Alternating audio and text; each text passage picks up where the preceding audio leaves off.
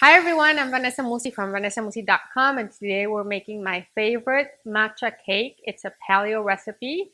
And if you guys don't like matcha, because a lot of people like it, some people love it, and some people don't. So if you don't love matcha, which I love matcha, if you don't, you can make it with orange or you can make it with lemon version. I'm going to link both recipes here in the notes. So let's get starting. So we're going to start mixing.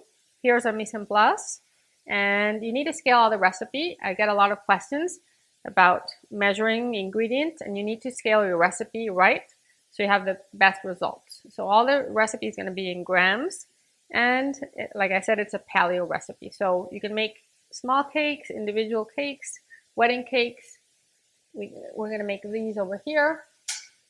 So we're going to make a round big one and a small one, or you can make pound cakes.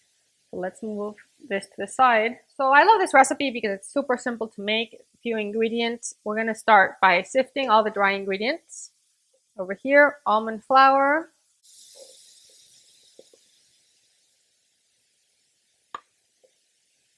This is my paleo recipe. It's a mixture of flours. So we have coconut flour, almond flour, and arrowroot. Mix that all together. We have paleo baking powder, Himalayan sea salt, and you need a really good quality matcha. Some people don't like matcha because they have tasted really bad quality, so the more expensive the better the matcha. And really the color's got to be emerald green. That will give you a very fine matcha. The cheaper qualities will give you a grassy taste, so you really need to splurge on good matcha. I'll give you some options on the recipe. This one is really green, so start by adding less and then you can always add more. So for this recipe, you're going to need a stand-up mixer with a whisk attachment, or you can do it with a hand mixer as well. But you do need to use a mixer. You cannot use this by hand. So we're going to sift all the dry ingredients over here.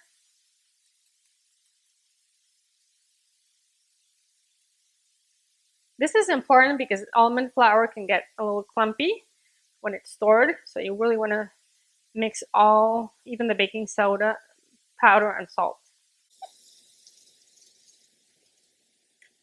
Okay, now that we've got all the ingredients ready, we're going to start with the eggs. And we're going to mix the eggs and the vanilla over here. Always use a whisk attachment when you're mixing eggs. And we're going to use a little bit of maple syrup over here.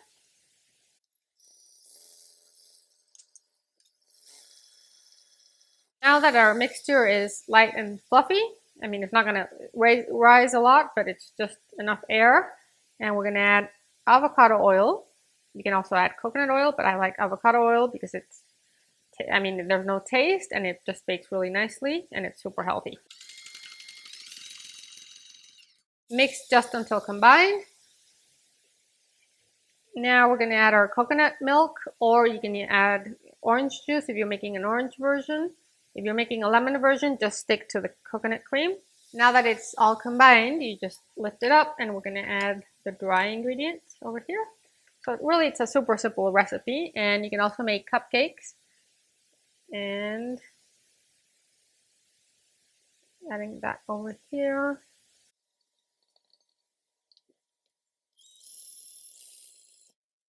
You just want to scrape your bowl, and we're done. So the mixture is pretty liquid. It's a liquid batter, and don't be afraid. That's how it is. And the reason why I love this recipe is it's so moist. It's not too sweet. It's perfect for brunch. This was the first recipe I made when I was diagnosed with hypoglycemia, and I couldn't figure out what to eat. So I invented this recipe, and I love the French Financiers, which are almond based, and they have they're just very almondy and very timeless. So you can also add berries to this recipe. It's really matcha goes really well with raspberries, blackberries, even apricots. So you can feel free to add them before baking, or during baking or after. So here it is. So you guys, you can make a wonderful naked cake. We've done a sheet cake. We've done individuals. You can make, like I said, cupcakes. I love these containers. You buy these for lunch, kids' lunch, but I also like to use them for baking. I thought it'd be really interesting to make individual cakes or shareable cakes. You can also make individual loaf pans, which look really pretty. So that recipe would probably yield 2 of these, and or yields 1 of these loaf pans, which I love. You can add some raspberries before baking. It's really simple. You can also add chocolate as well.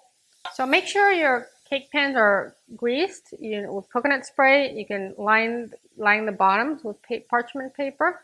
That makes it easier to unmold.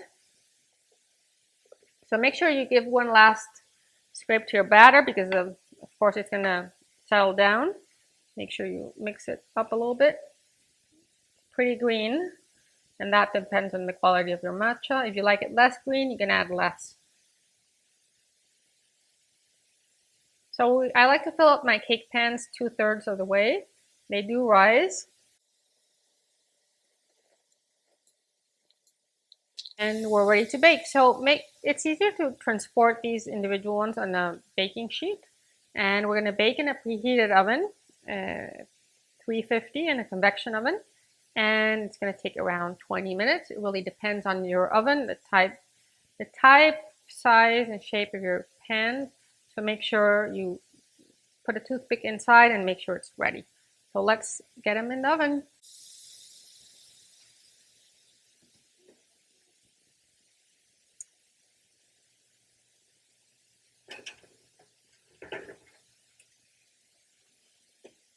Hey, we're back, and the matcha cakes are done. So put a toothpick in, it comes out clean, and then you can invert the cake pans onto a baking tray with parchment paper like I'm doing right now.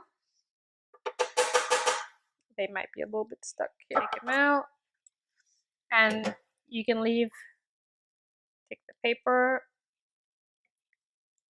You can leave them like that, like muffins, or you can cut the top off.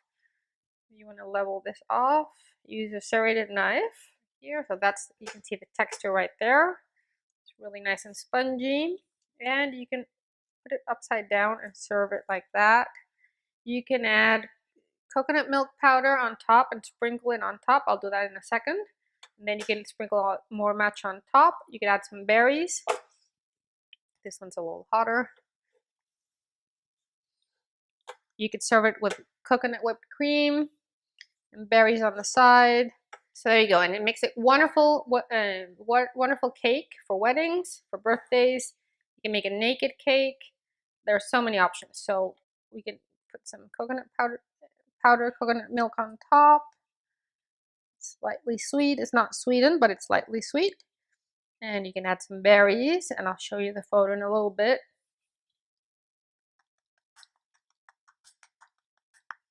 It's really just a very simple tea cake. It goes really well with brunch, and it's just got a really nice texture, so it's just really nice. So we'll keep fresh for about 3 days, or you could freeze it perfectly well. You could slice it. Let's slice this one so you can see that. It's a beautiful crumb. It's not too eggy. It's just perfectly balanced. And we'll keep that. We can do something with that later on. Thank you guys. If you like this video, hit like, subscribe to my channel, and stay tuned for future videos here. And also follow me on Instagram at Chef Vanessa Musi or on my website at vanessamusi.com. Thank you. Bye.